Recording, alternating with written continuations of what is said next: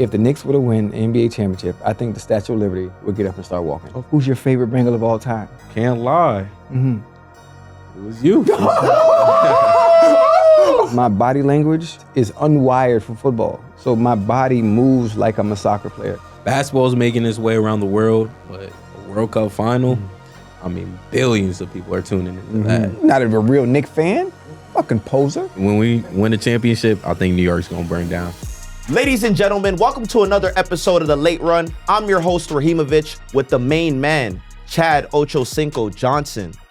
We got Miles Deuce McBride in the building. Listen, before the playoffs come, if you want to expedite the process of actually, being a part of the program and what you guys are trying to accomplish as far as getting to the championship, you can hire me as your nutritionist. I can also come and help with rehab and expedite everything you need to as far as getting you back healthy. What do you recommend? McDonald's. Yeah. What's the go-to order?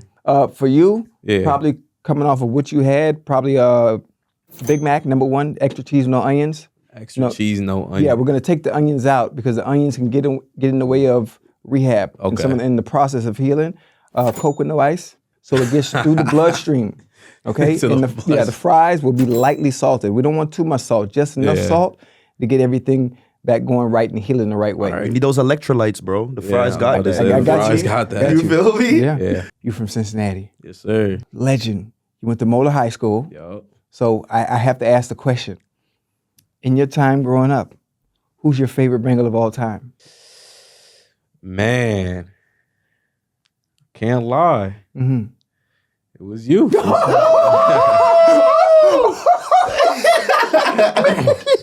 go. Nobody likes me, but you know what that feel like to hear that from you? What? I appreciate that. Nah, I had your jersey and all that. Yeah. Not to put you on the spot though. Right. You came to my dad. My dad was a coach at Withrow High School. You came to a game. I think it was actually Withrow Moeller. Was that with T.O. or no? I mean, it was me and him by myself? I think you were by yourself. You were by yourself. It was probably like 05, 06. Ooh. Goodness. Long time ago. Yeah. Asked you for an autograph. What do you think happened? I probably gave you a hug. Or was I moving fast? Which one? You was waiting. You was letting it clear out. And it was me and my brother. Asked for an autograph. I didn't get it. No. I didn't get it. I get you one now though. Wait, Deuce, what did he do though? What did he do to you, like when you asked for it? He had security with him. Security like, nah, he's not doing that right now. Yeah, that's really not like me too. Ocho, you got to make it up, man. I'll make it up. I still rock with the Bengals, but after that, it was a little less. But Damn! You killed the child. But the love for me is still there. Yeah. That's all that matters. Like now I understand, I get asked for a lot of things, a lot of autographs. So you get it now? I get it now. Okay. I get it now. Yeah. But I definitely became maybe a Philadelphia Eagles fan. Damn! Yeah.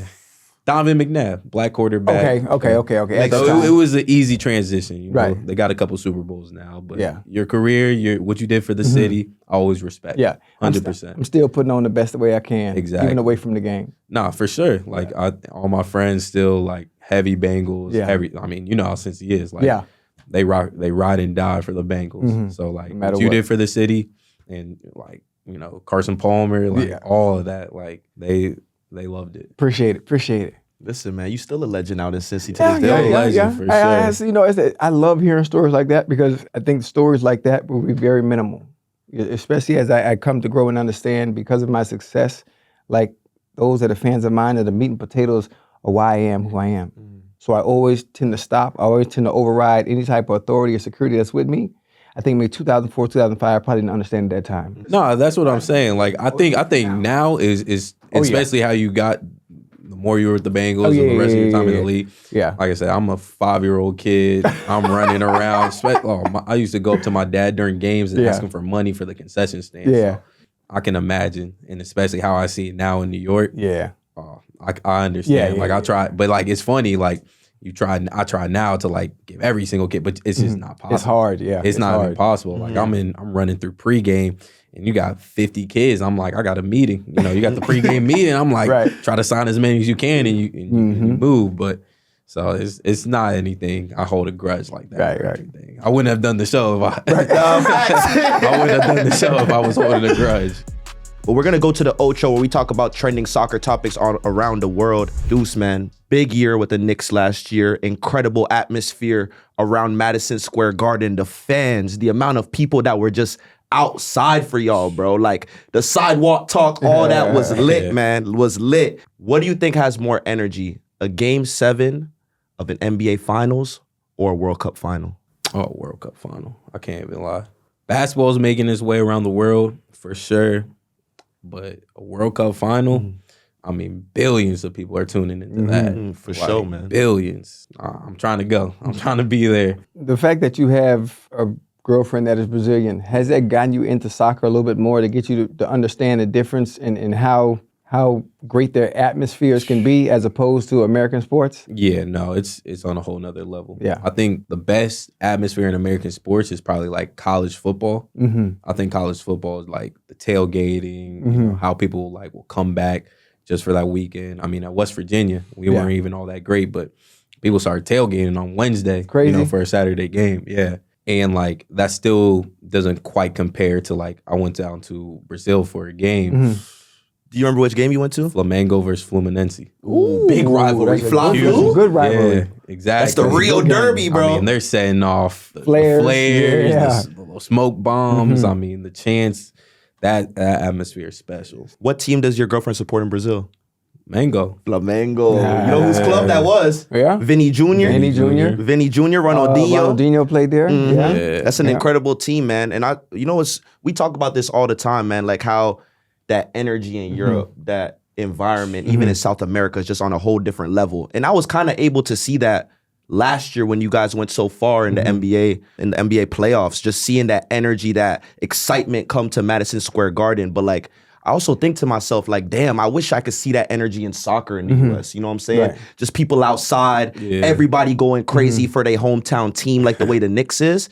What do you think it will take for soccer to get to that level in the US? I mean, I think something like this is bringing the game over, like having the finals be here.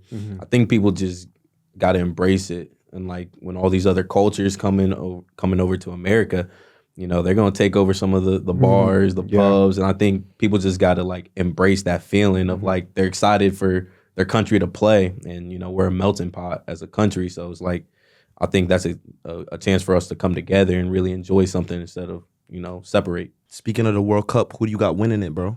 Brazil. Brazil. For real? Yeah. You're not supporting USA? Hey, my daughter's Brazilian. She is. She is. Of course, I'm supporting USA, but Brazil all the way? Yeah, I think Do Brazil. you have a favorite player on the Brazilian team that you kind of... Man, I was Rodrigo. Ooh. I'm feeling hurt for him, man. Did you kind of relate to him when you heard about that ACL tear, hearing about that long-term injury, like, and seeing what he's gonna have to kind of go through? Did you kind of feel for him in that way? I mean, I've been injured, you know what I mean, and I'm always praying for, you know, healthy, speedy recovery. And such a young like talent, you know, seeing that's tough, especially just how he's been playing, and you know, you probably wait your whole life for something like the World Cup, and to be able to miss that, you know, it's probably devastating for him. So definitely feel it as an athlete, as a competitor. And I feel like in soccer, bro, you feel it so much more because you know the World Cup only comes once every 4 years. Every 4 years, NBA, you know, you got the next year and the next year to keep going, you know? That World Cup to really solidify yourself as a legend. And represent your country, though. You know, I don't know what it feels like, but to be able to represent your country, it's one thing to play for the Knicks or to play for the Celtics or to play for the Lakers and represent a team, a logo, you know, a franchise. But can you imagine having the whole world on your back? You having to carry the whole country on your back, you know, for that matter. That's a different type of pressure.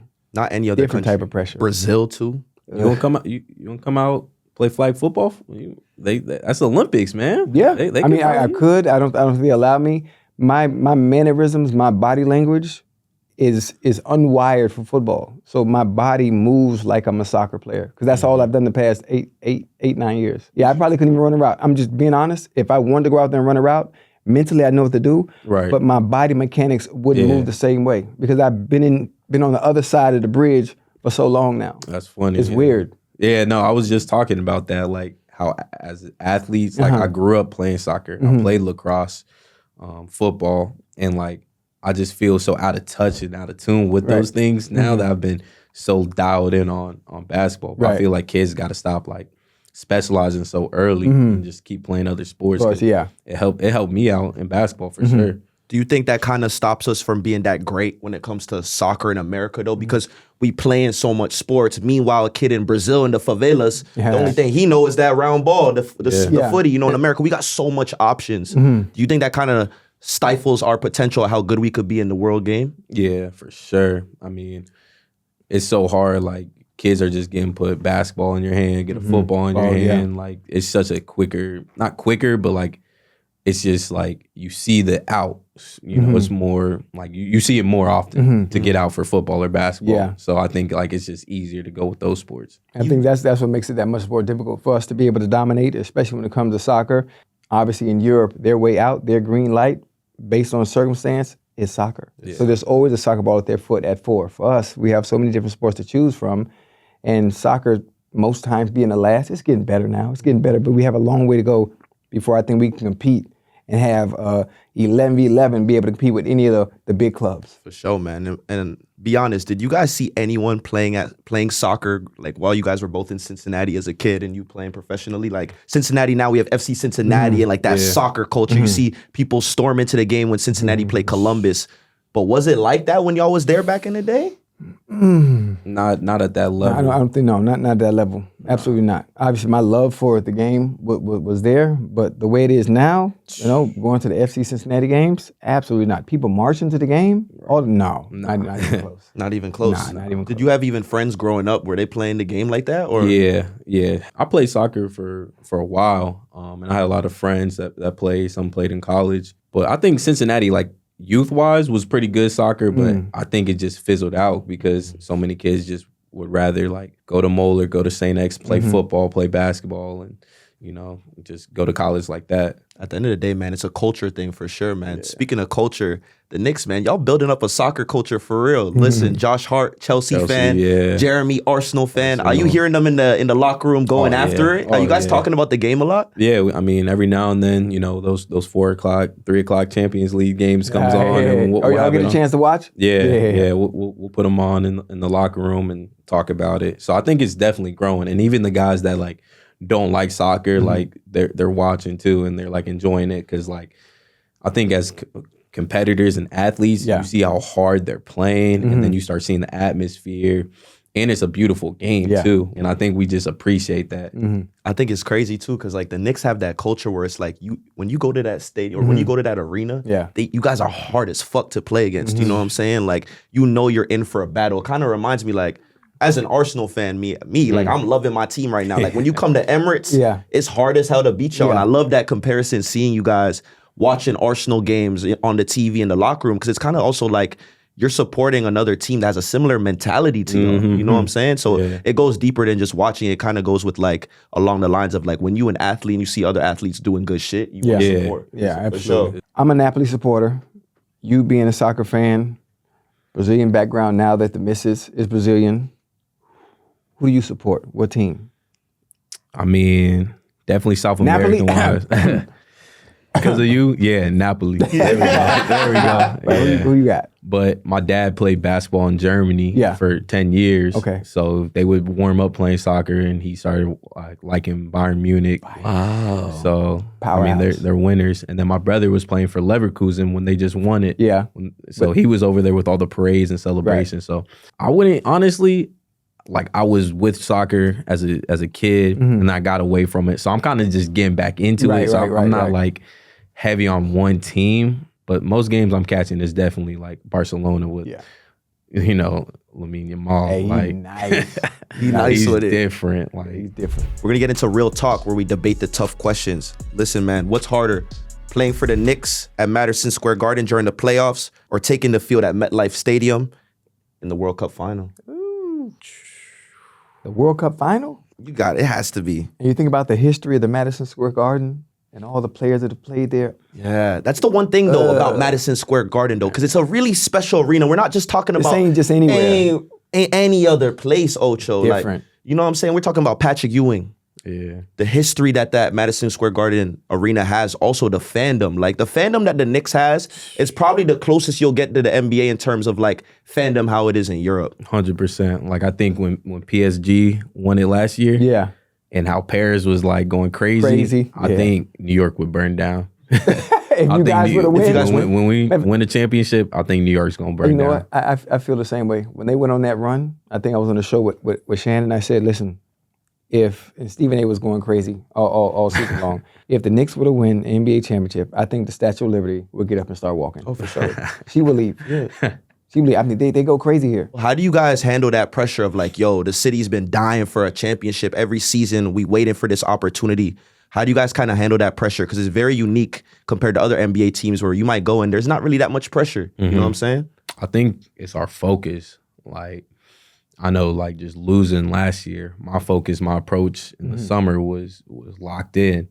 Like, I hate the feeling of losing in general, but being so close to a finals and, like, you know, when it comes to those Eastern Conference Finals, Western Conference Finals, it's like they're alternating those game days. So it's like you're the only game, and like to have that feeling, to have a chance to be in the finals, like to be that close is like I was locked in, and I felt like the whole group was locked in to get back. I think the focus is just like, it takes that pressure away. Right. Listen, obviously we know the game is, in basketball, it's big in America, but when it comes to Europe, basketball is big in some places, but like in England, for example, basketball, you wouldn't be considered as one of the most popular sports.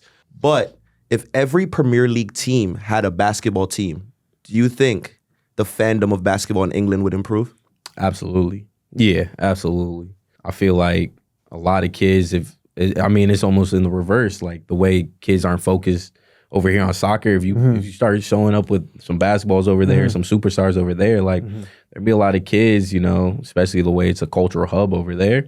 I think for sure, like there's going to be might have some English superstars running around the NBA in, 15, 20 years. For sure, man. Could you imagine like a Manchester United basketball team versus like a Man City basketball team? I think something like that probably could happen because they have the access and the resources to be able to develop kids from a young age, especially over there, being that basketball is a very global sport, So I think everywhere, but I think that would be dope. For sure, it would be dope. Think about the NBA right now. Most of the superstars are from where? Or let's say the top 5 superstars. From other places around the world. Yeah. Well, you say what? Shea, Luka, Giannis, Jokic. Sure. Who else? Wemby. Giannis is top 5, right? Greek Nigerian. Yeah. You can argue, but yeah, for sure. I mean, it's global. And I think the cool thing about basketball and soccer is you don't necessarily need a lot to play it. Right. Like you say, there's always kids with a soccer ball at their feet. And like here, you always see kids walking around the streets with a basketball. So it's like you don't need a lot to play and to get good. So I think those are the two things that make this sport special. I think what I love about Europe too is like they have that combo, they have the basketball hoop with the soccer goal. I wish America had that shit, bro. Yeah, like 100%. That is so important because it's like if you don't want to play ball no more, play soccer or vice versa. Or like, split the court 50-50 if you want to play ball on one side, if you want to play soccer on one side. But like you're talking about a lot a fights now. That's what I'm saying, bro. That's what I'm saying. Yeah, that is a fight. That is a fight. For sure, bro. But I'm saying like I wish we had more of that because you know what I'm saying? Like I always see only like one basketball court, or like you go to the hood or certain areas, there's only one basketball court. Like if you had the soccer, hoop, just no net, right? Or you got the double rim, the double rim, nobody scoring. For sure, man. I wish it was kind of like that. Now we're seeing a lot of soccer players actually go to a lot of NBA games. Who's one of the biggest soccer players that you've seen at your games? Oh, Marcelo. Ooh, that was tough. I can't lie. How was that meeting him? Oh, it was amazing, especially being like Brazilian, having a Brazilian girl. Like me and him was dope. Yeah, super dope. And he's like a fan too. Like he's like, man, you got game, and giving me my respect. I'm like, damn. They even know that's cool to know. Like he's supporting me as a legend he is. Right. When you see like the worldwide popularity that football has, does it make you think like, yo, like, damn, I wish in the NBA we might have had that more worldwide appeal, kinda? Oh, of course. I mean, I think that our game is beautiful too. I would love to see more kids playing around the world. But I mean, soccer's just got the hold on it. Like different. And I understand it. Like as I gotten back more to watching soccer, like, man, like people are like, it's not enough scoring. I used to think the same thing. Like I want to see more goals, but like then you start appreciating the passes, the touch, like everything like that is beautiful, honestly. For sure, man. Who do you think's a basketball player that equates to like an Mbappe in terms of popularity? Like Mbappe popularity in basketball? Yeah, in basketball right now. Do you think there's someone that compares to that level? That close? The closest would probably be maybe LeBron.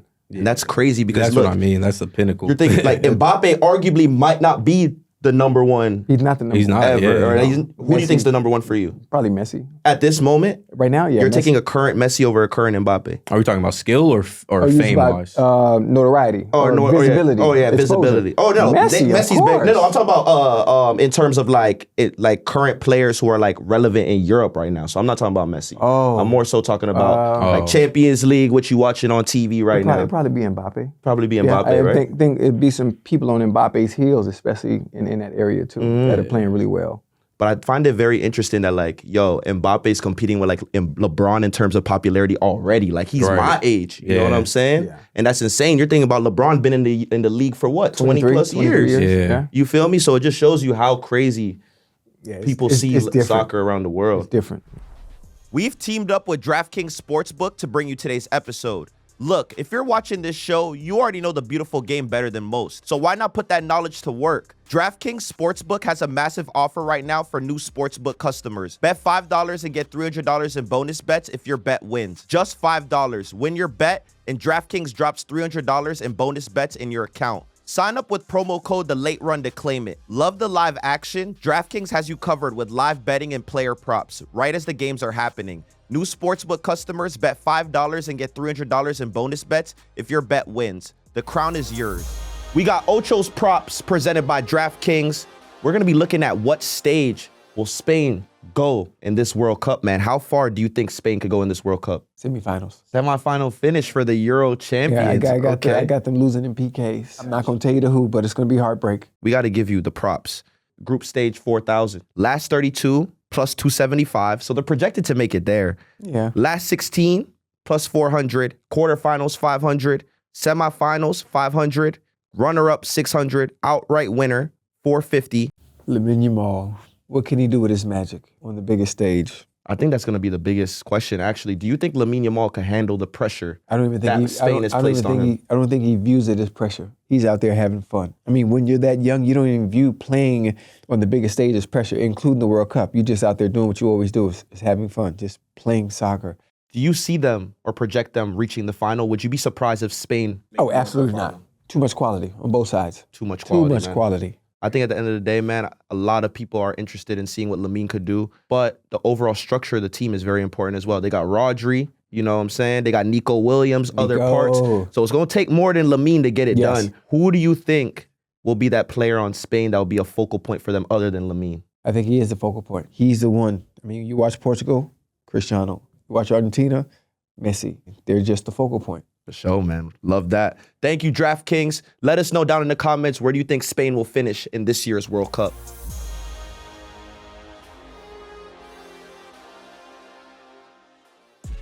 Now we're going to go into 85 Always Open, where we discuss some of the best players and the impact that they have globally. You're one of the best defenders in the NBA. What do you think is one of the most underrated positions in sports? Most underrated, that offensive line. Yeah. Oh, well. They get no credit. That offense, they get no credit. The work they do, I mean, they're in the trenches every play. They got to be smart. You know, they can't miss an assignment. Yeah. Like, when you're a good offensive lineman, you can be the best in the league, and you might walk around and nobody knows who you are. It's just crazy. That's a good one. Yeah. Matt, you said, you think about the offense in general, everything starts with the offensive line. Everything starts with the center and the two guys on the right and left of them. And if they don't get it right, take one assignment. One assignment missed, quarterback is sacked. Yeah, you know? sure, and obviously everyone surrounding that offensive line plays a dependent position. The running back, the receivers, and then the quarterback, who obviously has the ball most of the time. If that O-line is horrible, it's not looking good. It's not looking good. What do you guys think is the most underrated position in soccer? Oh, that's a good one. I got mine.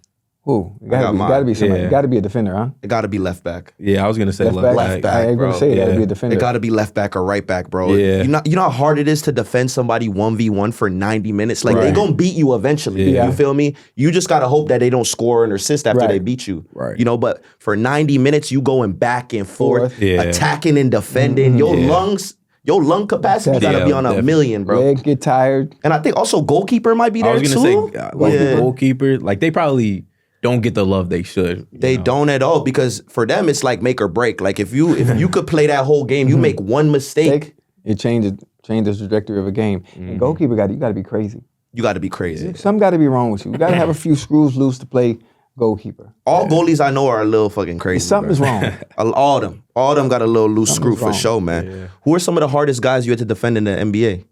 I mean, every night it feels like it's somebody. Somebody different, huh? I mean, yeah, even the guys you're not thinking of, like, I mean, everybody, of course, like Kyrie, Steph. Hey, Steph, you got to have on your track shoes. Oh, yeah. My goodness. Track shoes and shoulder pads. Them screens. Or running through the screens. Man, running through the screens.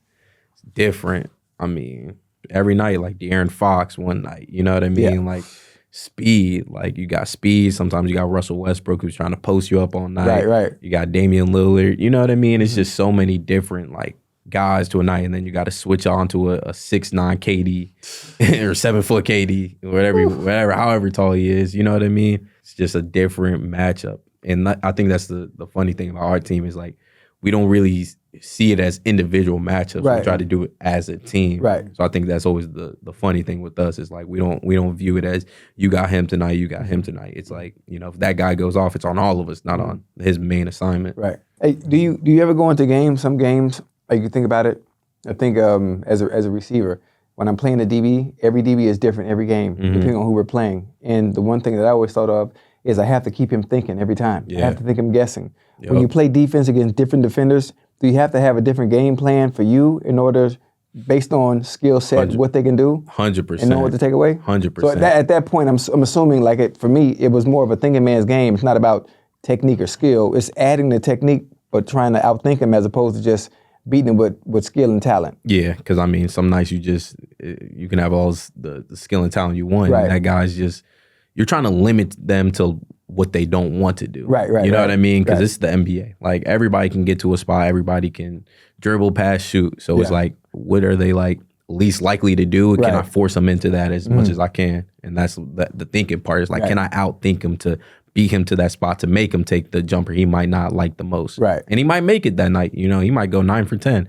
But hey, it's 82 of them, so you know the number is going to end up. If I'm making you take a 17-foot shot and I'm contesting heavy, hopefully it's in my favor. I always found that so interesting because, like in soccer, right, when you miss a big opportunity, you don't know if that's ever gonna happen again. In the NBA, you consistently getting shots. Like, you know, your game might be off, but like in soccer, you could get that one chance to score in that 90 minutes. And if you don't bag, it costs your team. You know, it's funny, and especially if you're not a player who's always on the ball, or you're not a player who's always bringing the ball up, like a Luka's always on the ball. Or sometimes people have had to evolve, like LeBron, who's had to adapt to not being on the ball as much to now being the third option. Yep. So in soccer, most of the time, if you're a player that's not accustomed to being on the ball a lot, or touching it, or feeling it, or being able to take chances, you know, on goal, then you have to make the most of your opportunities when they come. And sometimes, maybe that's one, maybe that's 2 times a game, especially you play striker. Do you know how much, on average, how many minutes you touch the ball in a soccer game is? 2 to 3 minutes you're on the ball in a soccer game out of 90 minutes. Majority of the time you're just running. That's crazy. You know what I'm saying? That's crazy. It's insane. So in basketball, how do you handle when you're not getting the rock? Like, how do you handle that frustration? Man, you figure out other ways to impact the game. I think that's the underrated thing I can do is I can impact the game without having the ball in my hand. Defensively, even just like cutting hard, you know, to draw the defense in and, you know, might give somebody else up. Exactly. Or setting a hard screen. And I think that's the big thing with the NBA is a lot of people don't see that. People see the Luka going for 40, you know, and people don't understand that, you know, somebody had to set a screen for him to get open, to get that 40. You know what I mean? Somebody had to grab that rebound and box out to pass him the ball, things like that. That's just like unsung heroes. Value winning. You know, if you put winning first, then, you know, it usually all works out. I'm not a huge basketball fan. I understand the game, obviously, but now doing my show with Shannon, I have to be able to talk about it and have a better understanding of the game. I just realized there's a pecking order. Yeah. I just realized and understood why Kuminga was upset while he was with the Warriors, because he felt I can do the same thing that Steph can do. But that's not the way it works here. No. You can't just have the green light to shoot at will when you want to. The offense in the game is run through Steph. So then now I understand why Luka is on the ball all the goddamn time. He has to have it. He can't play off the pick and roll. He can't, pop and shoot and do all that stuff. Yeah, I mean, there's definitely just different systems, and like Kuminga's, he's special. You know what I mean? He's so why he's would a they let him special do his talent. thing? That's what I don't understand. Hey, I'm not over there. I can't be honestly, like you never know what's the reasons. Yeah. I think for certain guys, it's like they view themselves differently, and it's not a good or bad thing. It's just like you want the opportunities that you work for. Right. So I think if he wasn't getting them, there was maybe some clash there. Yeah. But I always look at myself as like, hey, I don't need to come out there and shoot 15, 20 times to impact the game to win. Right. And you know what I mean? Like, I don't think any guy does. I think the way the game is played, I think if you're trying to win, I think anybody can come out there, and some nights you might take 5 shots, some nights the game might tell you to take 20. Right. So I think it's just figuring out how you can impact it. Do you think there's more of a variety of different positions scoring in the NBA or in soccer? Soccer. For sure. Yeah, just because it's limited. Yeah. You know what I mean? So you get that one goal, it's like, feels like 10 touchdowns. Seriously, because I was like, yo, when center backs score, like when Arsenal, for example, one of our best ways of scoring is corner kicks. Corner kick set So piece. like sometimes our game winners coming from the center back. You feel me? Like I feel like in the NBA is to have a center winning games for you in this era, it's not like that anymore. The game is different. The game has evolved in general. Having a center with playing with his back to the basket. Right. Everybody's a stretch 5 now anyway. So we don't have basketball doesn't have the traditional David Robinson or Tim Duncan or even goddamn Wemby, who's 9 feet tall. He's playing out on the wing. Putting the ball on the floor. He's dribbling like he Kyrie. Like, what are we doing? What are we doing? Can you imagine like a 6'6" striker dribbling like Messi one day? I mean, hell, Pogba. Yeah. He had the skill to do it. He just played midfield. I mean, he did have the skill for sure. It's crazy. CR7 USA too, 6'2". Could dribble. Good You know what I'm saying? dribble, The best. You would probably say those two are like in his prime. in his prime. Yeah. Before the knee injury, he had dribble on him for sure. Sure. This is a very important question. One that means a lot to me, especially when I ask people. It can be the difference of whether I laugh and whether I cry, based on your answer. And I would just like to know, with your expertise and your knowledge of soccer, which you do have, who's the GOAT? Who's the greatest of all time between Messi and Cristiano? Now, what I want you to do is I want you to take a deep breath. I want you to think. I want you to pause. I want you to reflect. Man. We should have music playing when we edit this, like right here. Like, yeah, I can't lie. I gotta go Messi. Y'all beefing today. Can't lie. Ocho got his the mad World face. Cup. That World Cup. That's what that moved the needle for me. Deuce, you think if CR7 wins a World Cup this summer, you think it equals up? If he wins a World Cup this summer, I think for sure it equals up. If not, I move CR7 over the top. okay. We back in business now. I feel better. I feel better. Okay. I like that. What do you think is the NBA's closest equivalent to a derby? Because, we look at Man City, Man United. That's historical. We look at Arsenal, Tottenham. That's historical. Is there a rivalry in the NBA that matches that? Right now? Yeah, I can't. Back in the days? Yeah, I mean, Knicks you gotta Bulls? say. Back in the days? Right, Knicks Bulls, Knicks Pacers. Pacers, yeah. Feel like when it hits that playoffs, everything's a rivalry. Yeah. Like, honestly, when we played Detroit last year, it felt like, we hated them. And I think, obviously you look back in the days of Lakers Celtics, it's probably like historically just Bird the one Magic, that Magic. Bird Magic, and then you had Kobe, Paul Pierce. Like, I think that's the one that makes the most sense when you look at the history of the NBA. But we've had some battles over these last few years in the playoffs, and everything feels like a rivalry there. We're seeing a lot now where soccer is getting a lot of games like the basketball season. You guys play, 80-plus games in a season? Soccer, they move. Soccer nonstop. Soccer used to be 40 to 50 games. Now we're reaching 60 to 70 games that guys are playing. So 32 at club plus what? No, with your club, you're playing 50, 60 sometimes. Yeah, Really? like Arsenal, for example, we're playing 50-plus games this year, guaranteed, with Champions League, FA Cups, Okay. Carabao Cup, Premier League, all that sort of stuff. We're seeing a big topic in NBA. You guys are talking about load management, for example. Guys, might be resting for a game. In soccer, we don't really see a lot of load management. Guys play through injuries very often. What do you think about that? Why do you think in the NBA that's more likely to happen, where in soccer, if someone sits out in a match, it's just like, kind of like, yo, like, why are you not playing for the club badge? You feel me? Yeah, honestly, I feel like the miles guys have put on their body to get to the NBA is just, is I can't attest because I didn't grow up through academies and anything like that. But most of the time you're playing like one game a week, right? Mm-hmm. In soccer. And I feel like in basketball, man, I was playing on 3 different teams sometimes in a season. Yeah. Because that's just what you did as a kid. Like I was just, and then a weekend, I'm playing 8 games in a weekend, you know, on top of 8 games? Yeah, like it used to get crazy.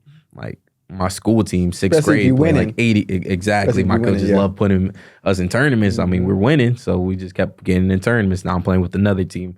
Drive over to this game, and then what you have to do to get like noticed by college coaches. Like I'm a 6'2" guard. Like I got to be in front of coaches, you know, more often. I feel like the miles you just keep adding up and you know, not with the best nutrition. Like you see McDonald's before a game, like for real. Subway for sure. Yeah, Subway stops, like Chipotle stops, and you're not stretching, you're not getting recovery, and then you move into the NBA, and now you're really playing at the. People don't understand. Like we get in some nights at 4 a.m. And have to play a game. Like we flew from New York to Chicago and have to wake up and go play a game. You know what I mean? At a high level. Right. And people don't even understand that. People just come at 7 o'clock and think, you know, everything was easy. Like we wake up, we game plan, we're talking about the team. Then you get to the game 3 hours early, get your shots up. Like those turn into long days, turn into long weeks, turn into long months. You think the NBA will ever do away with the 82 games and decrease? I think so. You think so? I think so. But what if their thing is, well, if we decrease some of the games, then we're going to need to take back some of the money that you guys are making or commanding? Honestly, for me, like coming from where I came from, I'm blessed to be making the amount of money I'm making. So I think for other guys, I can't talk about what their situation is. And I think if, you know, you told me I'm going to make X amount and it has to drop maybe a little bit and we're still talking about in the, you know, make 20 million a year. Right. I can't lie. Right, Like if that means, you know, we're all going to be healthier and happier for years to come, you know, that turns a 10-year career into a 13, 14-year career. You know, does Larry Bird get a few more years in? Right. You know what I mean? Like I think a lot of people, I think a lot of people would be happy. I like that. To counter that though, since you guys play more games, you think that gives you more chances to score a lot more points and get more records though, right? But it could turn into more years. I mean, like I said, it could balance out to more years. I just think the game, the quality of the game would be better. Like everybody says, oh, I don't watch the NBA until the playoffs. But like I said, if you don't know that guys are getting in at 4 a.m., like guys are playing through a lot of times. They're playing hurt. They're playing like banged up. And people don't understand that we're also tired sometimes, nutritional, and we're human beings. Like, you know, there's an outside life to us. So it's like, you maybe decrease. I'll just say no back-to-backs. I say no back-to-backs. Back-to-backs is where I would draw the line. Tone it down a little bit. Yeah, I think most teams you got between like 7 and 9 back-to-back. So is that 14 to 18 games? Like, especially for the bigs. Exactly. Yeah. I mean, that's 7-footers running, jumping. That's a lot. That 260, 270. You can't be way less than that to really bang around with the bigs. So I would say no back-to-backs, and then we go from there. That has to be the equivalent of like more than 90-minute matches for sure. Because I ain't never seen no soccer team play a 90-minute match, then another 90-minute match the following day. No, absolutely not. You can't do it. Yeah, and the Premier League and leagues like that, guys will be going down left and right, bro. Listen, Deuce, we're going to go over some unforgettable moments that Chad will get to decide. Is this pitch please or play on? The first clip, Deuce. Is that Hong Kong? Fans on the street are telling a camera how much they love you without realizing they're actually talking to you. Ocho, is this pitch please or play on? Deuce McBride's not a real player, right? Deuce McBride, I never heard of him. Never heard of him. What's up, y'all? It's Deuce McBride here from the New York Knicks, and this is Do You Know Ball with Complex. You got any favorite players on the Knicks? I ain't gonna lie, Josh Hart carrying us right now. Jalen Brunson wildin', but Josh Hart, he's the heart, word. Okay. You know anything about Deuce McBride? Deuce McBride, I fuck with him, man. Yeah, nah, you know, he's been developing, been on the Knicks for like 3 years. Yo, that's hilarious. He ain't even know he was talking to you whole time. Man, pitch please. What is he doing? He's supposed to know. He's supposed to know, He's supposed to know. How you a Knicks fan and don't know? You don't only know the starters. You know everybody's on the roster. Not a real Knicks fan. Fucking poser. Come on now. Hell no. That gotta be a pitch please. If you a fan of the Knicks, man. Deuce, they gotta know your name, man. How did you feel being on the mic being like, God damn, I'm scoring all these points? My own fans don't even know me. Man, it's all love. It's all love. It's funny though. It's I think nobody just expects a New York Knicks to be walking around at the same time. Like people figure we in the high rises and chilling. Mm-hmm. So it's always fun for me to walk around, especially not being, 6'6", where people point me out. Mm-hmm. So I think my favorite part of that clip is like it just humanizes you, bro. Like I feel like so many people will look at you or look at him and be like, yo, he's a other human being. Mm-hmm. He's not real. He's an athlete. Mm-hmm. You know what I'm saying? How did that kind of make you feel, Ocho, when you were going through that at times where people kind of thought you was superhuman? Not even superhuman. People thought I was arrogant. People thought I was cocky. Because you have to remember, Deuce, you remember the character I portrayed. I portrayed the villain. Mm-hmm. I portrayed the bad kid in high school that just happened to be playing at the highest level. So anytime I got a chance, especially now, and for everyone that's behind the cameras, you get a better understanding of why I'm so sociable or why I'm so friendly when I meet people that I've never seen before. Deuce, I always tell people, I love you, and I give them a hug as soon as I meet them. Because the perception that media controlled, that they controlled the narrative until social media came along. And so now I have to be able to get that back. Mm-hmm. I'm not the villain that you thought I was. Yeah. That was nothing, that was merely a character. Yeah. This is the real me. The fun guy, the hey, I love you, let's go get McDonald's, blah, blah, blah, whatever it is, and I act like I've known you 30 years, that's really me. Boy, when the whistle blows on Sunday, that's a whole different animal. Mm-hmm. I had no choice but to be. For sure, man. With social media being so big, it's a question for both of y'all. What's the craziest rumor you ever heard about yourself? Like you just woke up one morning, you check social media, you're like, what the hell is going on? Where did this rumor come from? I was gay again.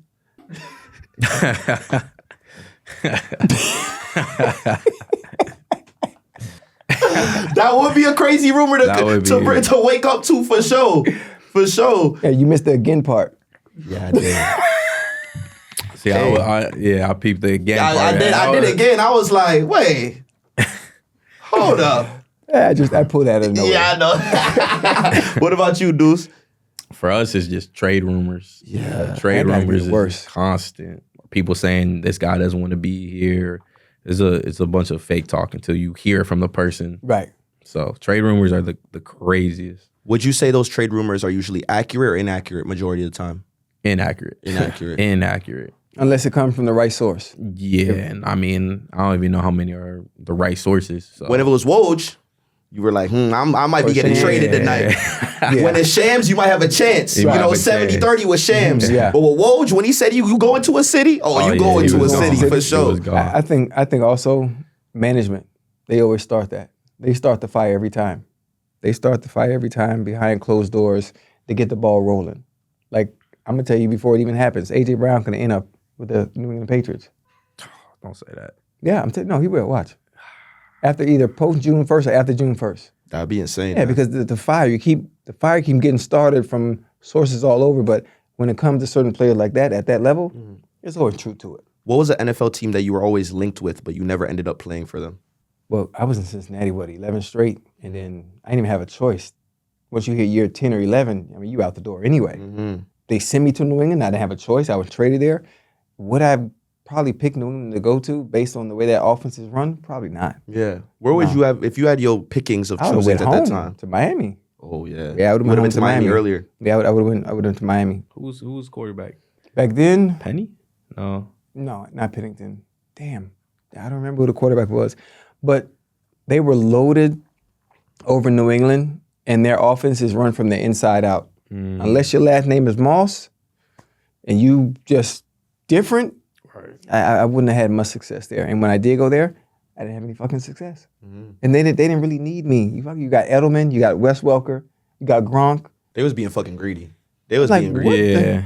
Why am I here? How greedy? Like they didn't even need me. So that wouldn't have been the best choice, even though it's being able to play with the greatest quarterback of all time. It just didn't make any sense. Listen, we got to go to the next one. Deuce, you said that if you play football, you could have made it to the NFL. Ocho, we gonna see if this pitch please or play on. You played football in high school? Yeah. What position were you? Quarterback.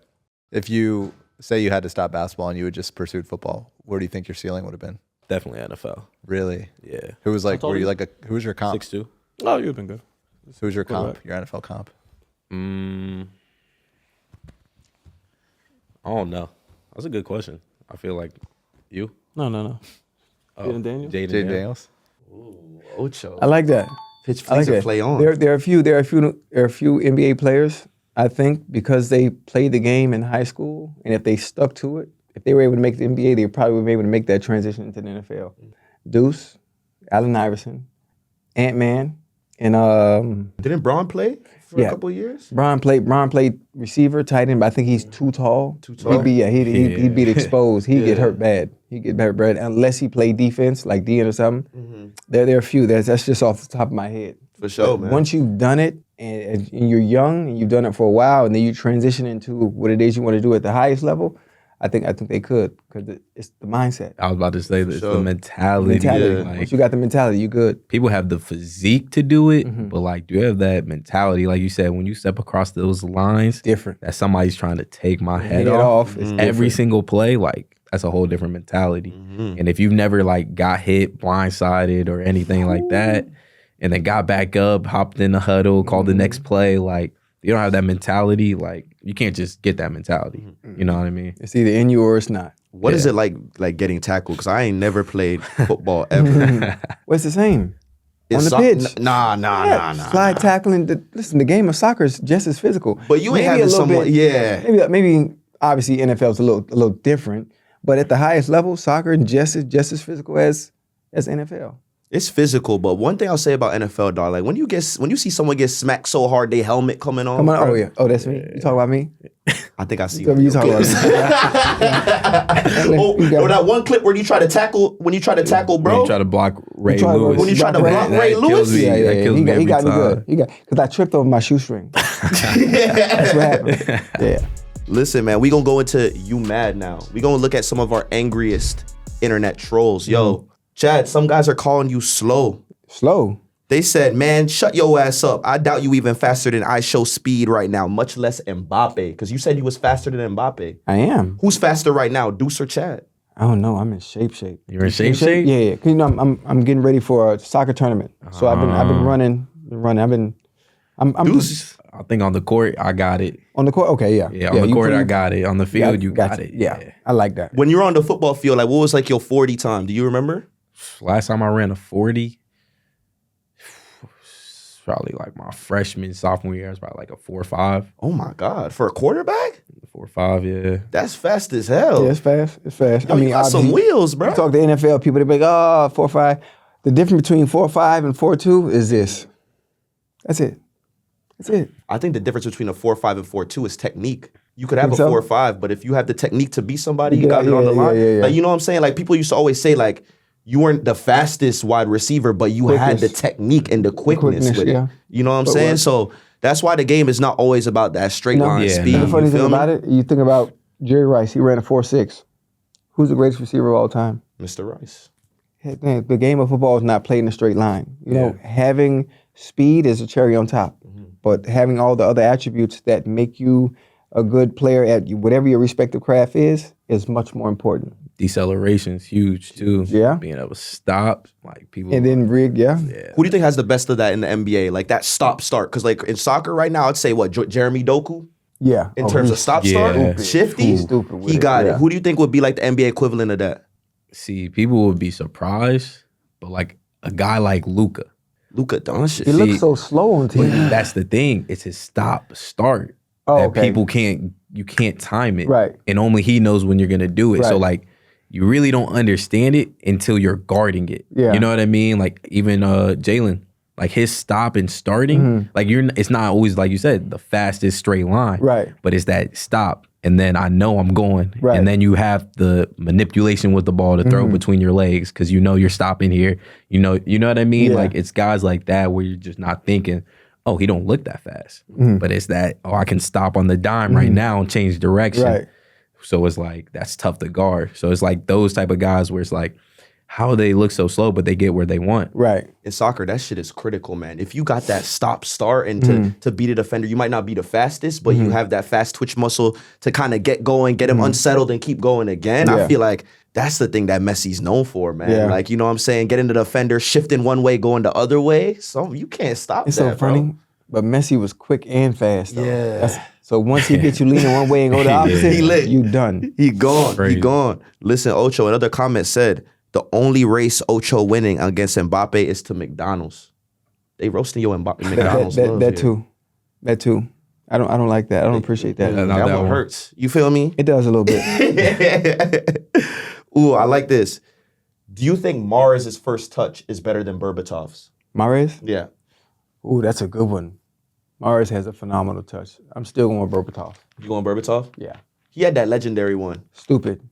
Out the air, ball, touch, bring down. Man, Bring it stop. down. In game. What's like the NFL equivalent of having like a bad touch? Like in soccer, like when you have a bad touch, like it's very noticeable. Like what's that technical aspect from both of your guys' sports? Double catching the ball.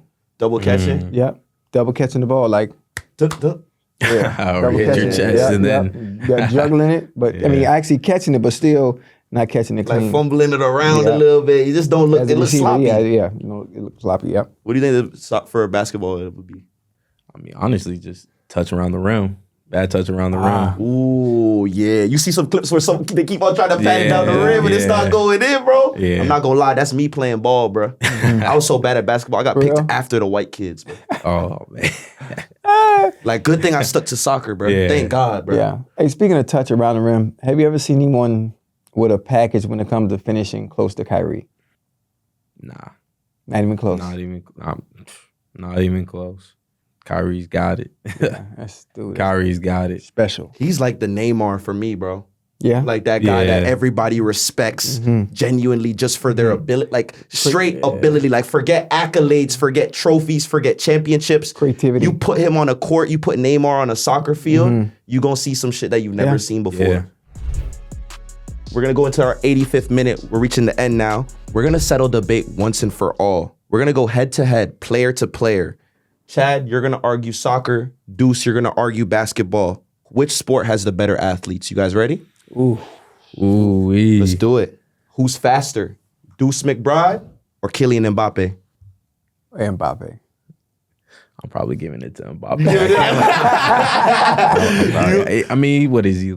5? He's 5'11". Is he? He's 5'11". So if they listed 5'11", he might be Why like he look so 5'9". tall on TV? He thinks he looks shorter though. He look short to you? Yeah.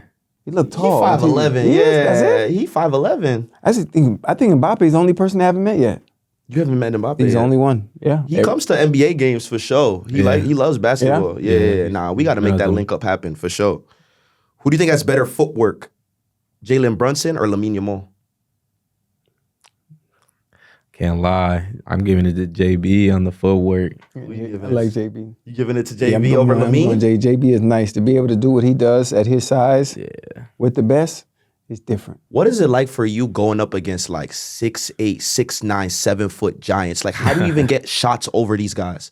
How is that possible, bro? Man. Like, when you see like when I played against center backs and I'm 5'8", and I'll see like a 6'3", 6'4" center back, I'll be like, you know what I'm saying? Actually, I kind of liked it because it was hard for them because I was short and I could run past them. But in basketball, it's like the court's smaller, you have less space. Right. How do you maneuver that, bro? I mean, it's picking your spots. Not always going in there with the giants shooting over them. You know, those floaters are giant killers, what we call them, mid-range pull-ups. You know, being able to shoot the ball. And then, like, you get a guy like Kyrie that can show it here and then finish on the other side of the rim. Before you even know. Exactly. So I think it's like you get that creativity and, you know, shout out to the guys, you know, 6'3" and under. Shout out to y'all, man, for real. And me too. Hey. Who has more endurance, Mikal Bridges or Cristiano Ronaldo? Mikal ain't missed a game. Ain't missed a game since durability crazy, high school, bro. Yeah, so I'm giving it to Kale. Yo, what about it? CR7 been playing. He's 40 plus now? 40 now. 90-minute game, same thing, 45-minute halves, nonstop.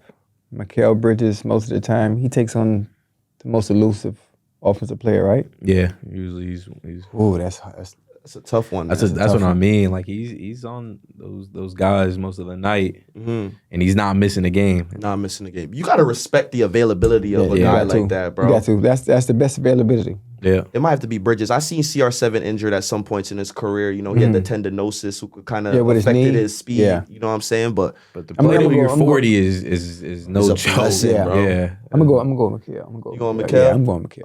Okay. On this one. Who's stronger, OG Anunoby or Virgil van Dijk? That's a good one. Yeah, that's a good one. I'm not gonna lie, man. I have never seen a striker out-muscle Virgil, ever. Like, I even watched him play against Osimhen. Big dude. 6'3" striker. Virgil's like, give me that. You feel me? But OG's strong too. I saw him at the Raptors, bro. He's strong as hell, bro. Big boy, huh? Big boy, bro. I told it OG. 6'8". With Virgil, 6'5", 6'6". Man, but with both of them, I'm damn near a midget. That's a tough one. I'm gonna go with OG. You go OG. Oh yeah, OG got to deal with more. Mm-hmm. You got to deal with more as far as strength. I've seen OG guard Joel Embiid. Big boys. Jokic. Yeah. I've seen him. Yeah. I don't know if I've ever seen Virgil guard somebody his own size, to be honest. There is nobody his own size. Yeah, you know? Maybe Erling Haaland would probably be like yeah. the best matchup of that. Yeah. For sure. So often. For sure. Who's a better scorer, Cat or Erling Haaland? Which Cat? Speaking of Haaland. Karl Anthony Towns. Cat a bucket getter too, man. I'm going with Cat again. You going with Cat? I'm gonna have to go with Erling, bro. Yeah, Haaland is nice. Don't sleep on Haaland, bro. Haaland is nice, but this is what I'll say. I'll say this about Erling Haaland. I'll say this about both of them, actually. I think both of them are extremely good at scoring within like a certain perimeter. Cat shoots that thing. He can shoot though, yeah. Cat a 3-level scorer. That's what I mean. That's why I'm going with Cat. Yeah. Haaland. You think he's just a fox in the box? Back to goal? Back to the goal. Runs, through balls. And Cat give you a little bit more. He can put the ball on the floor. Yeah. Back you down in the post. Take it out there on the arc. Stop playing with me. What you trying to do? Do you think Haaland would be like kind of like an old-fashioned center that we was talking about earlier? Bingo. Yeah, like that. Hey, he's McHale.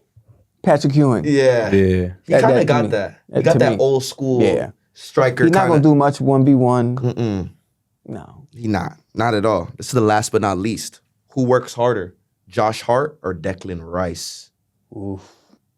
I'm going to go with Declan simply because of the success that Arsenal's they're having this having, year. right? Mm-hmm. Yeah. He's the engine, bro. Like he's the when you watch engine. Arsenal games, Yeah. dog, like I've never seen a guy who could be on the edge of the box to score, and then right as the other team's about to counterattack, he's collecting the ball back at the end and the other end, bro. Yeah. Like in 15 seconds, he's already back down the pitch. You know what I'm saying? And like to have that mentality, like a lot of people switch off on defending, bro. You know what I'm saying? You don't really realize how valuable it is until you're in it. Right. Until you're like, yo, whose man is that?